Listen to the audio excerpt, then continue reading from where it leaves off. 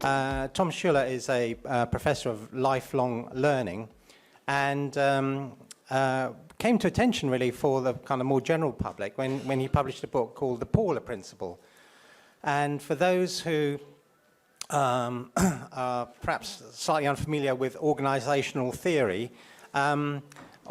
if you have ever worked with a bureaucracy, what do you find? They work this way, that executives arise, they get promoted until such point as they are totally incompetent at doing their job, and then are no longer promoted, which means that you have whole levels in organizations of incompetent people.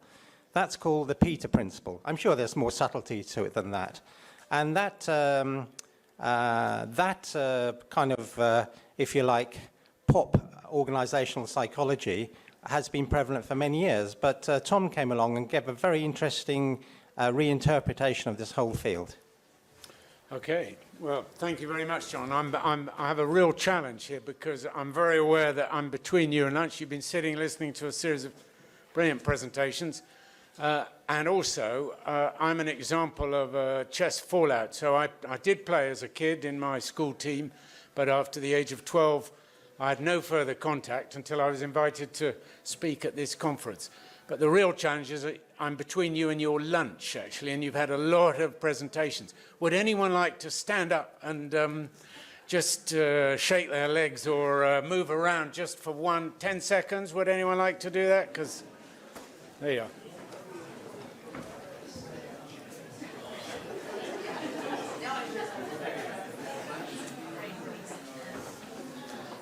Okay, let me press on at any rate. And actually, in the preparation for this conference, as well as a very informative conversation with John, and looking at a website, and looking at David Smurden's website, and a few others, I went last night, and this is a very nice segue to Sarah's talk.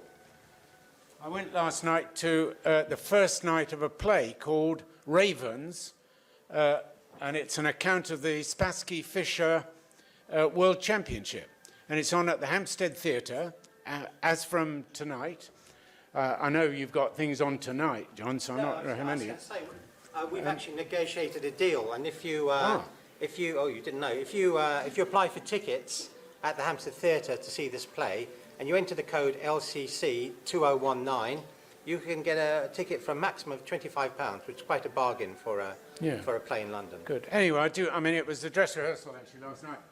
But it was very interesting, I'm sure, particularly for people like yourself, particularly for me, looking out for interests. And I have to say, the portrayal of Bobby Fischer as a competitive spirit is it's pretty much out at one end. And it's the relationship between the two of them. Anyway, what am I going to do in... and I'll canter through certainly the first part of this as quickly as I can, is say a little bit about what the Paula Principle is, just trying to explain that as briefly as I can. And then the 5 factors that I think lie behind this Paula Principle of women basically working below their level of competence. As John said, it's the mirror image of the Peter Principle, which is that every employee rises to his level of incompetence. Then I just want to focus on 2 aspects of this, the question of choice, which is the 5th of the factors, and to finish off with issues around aspirations and ambitions. My ambition is pretty low. I very much doubt if I've got anything interesting to say to you about chess, but it's just trying to apply some of the ideas of the Paula Principle. So here it is in short. It's a conjunction of 2 trends that are going at different rates. The first is the female-male gap, so the growing gap between men and women at all levels, across all OECD countries, and in almost all subjects. So you've got that on the one side. This gap is growing and growing at a rate that's not, I think, very well appreciated. But on the other hand, the male-female gap in careers and pay is closing only slowly, if it's indeed closing at all.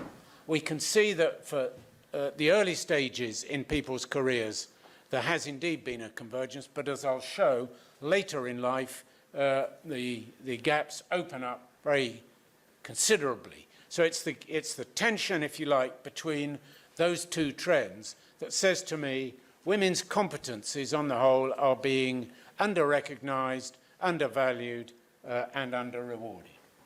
And when I was thinking about this after the conversation with John, these seem to me the most relevant issues, but whether you're the judge of that. First of all is the question of equality and fairness. What do we actually mean by that in relation to chess? Is it a matter, if it's a matter of participation, what are the thresholds? I think Carol said 20% by 2020 would be a very nice target.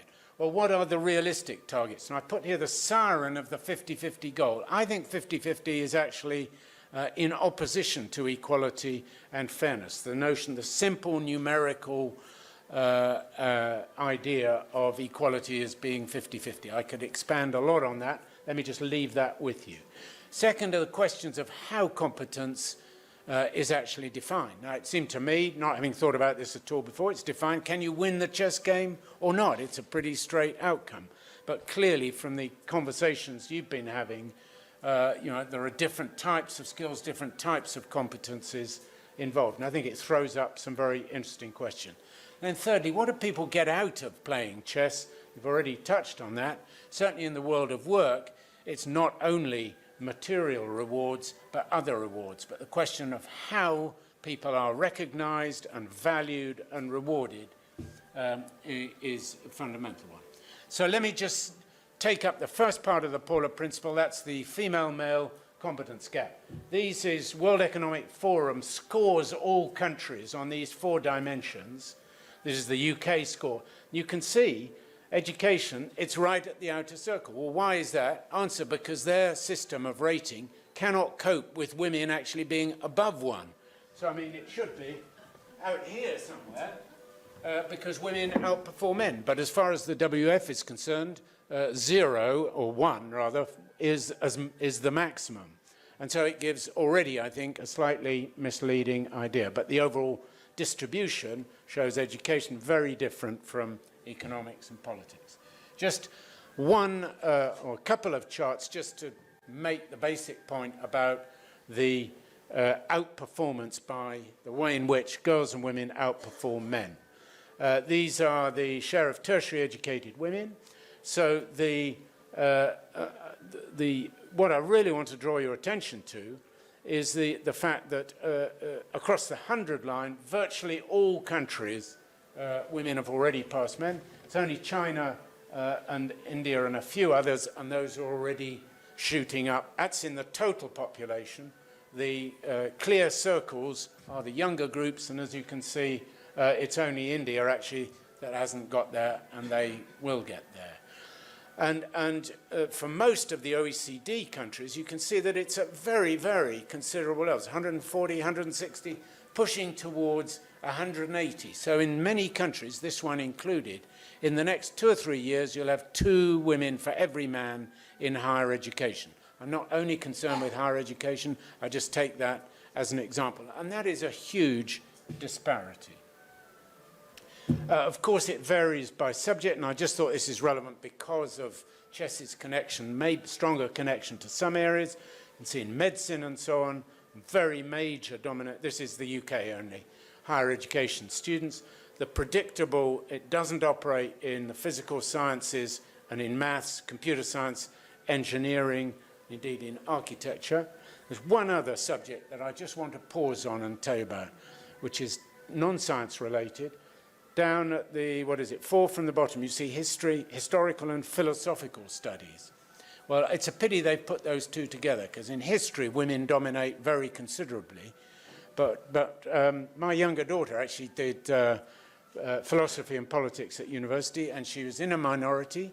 For some reason, philosophy amongst all the humanities is one where men still predominate. And we could speculate as to why. I'll just leave that question with you. So that's the subject area. Now, I showed this slightly outdated, but the picture hasn't changed. Women go on, as well as outperforming men in initial education, they go on adding to their skills and competencies throughout their life. Women are far more likely to take part in general education, but, and this is actually what turned me on to the Paula Principle idea, was finding out that they also take part in many, not all countries, in vocational training, job-related training as well. So women go on learning formally and as well as informally at higher rates. This chart, each are a pair of males and females and different age groups in different countries. And you can see in almost all of them that it's the women who learn more. Can talk about why. So that's that side of it. John's already referred to this little book, The Peter Principle. It sold 4 million copies. This is my book, rather bigger. Has not sold 4 million copies. Yet. If it sold 1% of 4 million, I'd be very happy. But anyway, and John has already explained it very adequately. I emphasise the his because when it was published exactly 50 years ago, only men were considered really to have careers. There is one example of a woman in the Peter Principle, a teacher who becomes a school inspector, but the rest are all men. So that's one side of it. The second side is the careers and pay. And I just want to emphasise that it is as much about careers and recognition as actually about the material side. And are just different countries have different gender pay gaps. I put this chart up from OECD to emphasize that any of you who believe that, well, we're on the way, progress is happening, it's just a question of waiting, I'm afraid the answer is no. The progress is actually very slow. This contrasts progress over 5 years, and in many countries there's been very little, if any, progress at all. I just draw your attention right at the end there, two from the left is Korea. Korea and Japan are probably the most interesting examples of the Paula Principle. Very, very highly educated female population. Korea right at the top, but retaining very big pay gaps of 40% and just over 30%. They are extreme cases of this tension. And then this is the last, I think, bit of data that I actually will show you. I thought this is important because it makes my point about the gap. In this case, it's just about pay. The gap really opening up in the latter stages of the life course. So as I said, it's fairly early on, but it opens up 40 and beyond. So, oh yes, and I thought that was interesting, having looked at the David Smurden blog, that there's relatively equal participation in chess playing early on, but I thought this would be an interesting question. Why do men come back in but not women, which presumably results in many more adult role models being male than female? So, how do we explain the Paula Principle? There's 5 factors. I'm only really going to deal with one of them. There's discrimination, caring responsibilities. You can both, those are evident, and I really have nothing new to say about those. The issue of self-confidence, I think, was already mentioned, I think, in one of the clips from the film. We can come back to that, but again, nothing very new to say. Vertical networks, in the case of women at work, they do not know people at levels above them. This is all massive generalization, but it is the sort of vicious circle that this is not only about nepotism, it's just about learning the language, it's hearing about job opportunities, and so forth. Now, those 4, the top 4, are, I think we'd all agree, negative factors. They're things that we should either get rid of, discrimination, or do something about, and be conscious of them. But they're barriers that we need to work and bring down. The 5th, and by far the most controversial, is actually the notion of positive choice. I emphasize positive, so this is one where we have to believe, if choice has any meaning, and it's a difficult concept, that the woman has actually made the choice. I could have gone upwards, I could have got that job, I could have got that promotion, but I've actively chosen not to do that. And I had a very interesting conversation, so I don't know where the colleague is that here she is. Yes, if you want a great example of choice, talk to Priscilla,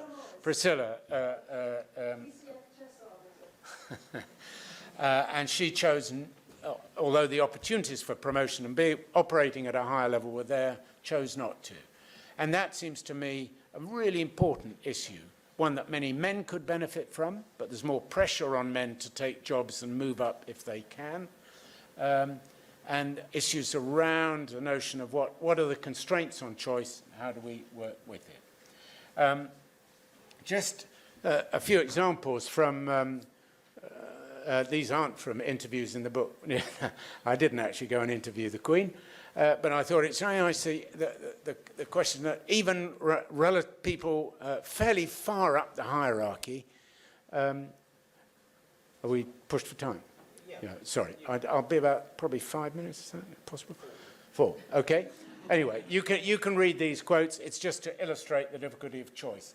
And this was another quote from one of the women I interviewed, that she and her friends disagree about what constitutes a choice. The final point there under choice is the Scandinavian paradox, which I understand applies in chess as it does in the workplace. So if we say generally which are the countries where women's equality has gone further and women have biggest range of choice, most of us would probably settle on the Scandinavian countries. Those are exactly the countries where in occupational terms segregation is highest. So give women the choice. Do they choose to go into banking and finance? No. They choose to do the classic gender stereotyped activities, health, education, personal services, and so on. We could talk about what the reasons are. So I think this is just about it, actually. This was me thinking again about what the application, how Paula Principle might apply in chess. Well, first of all, I guess there is some kind of connection between choice of subject and, particularly in secondary schools maybe, and whether girls persevere with chess. Then this second set here, does it have an instrumental or an intrinsic value? And first of all, I've already mentioned the play, the Fischer-Spassky play, individual combat, Fischer at the extreme here about winning, but I've already learnt this morning these very interesting data about girls' competitiveness. Girls want to win as much, but maybe they have other goals as well in playing chess. So recognizing that that it is possible to have more goals than just winning the chess game is, I think, really important.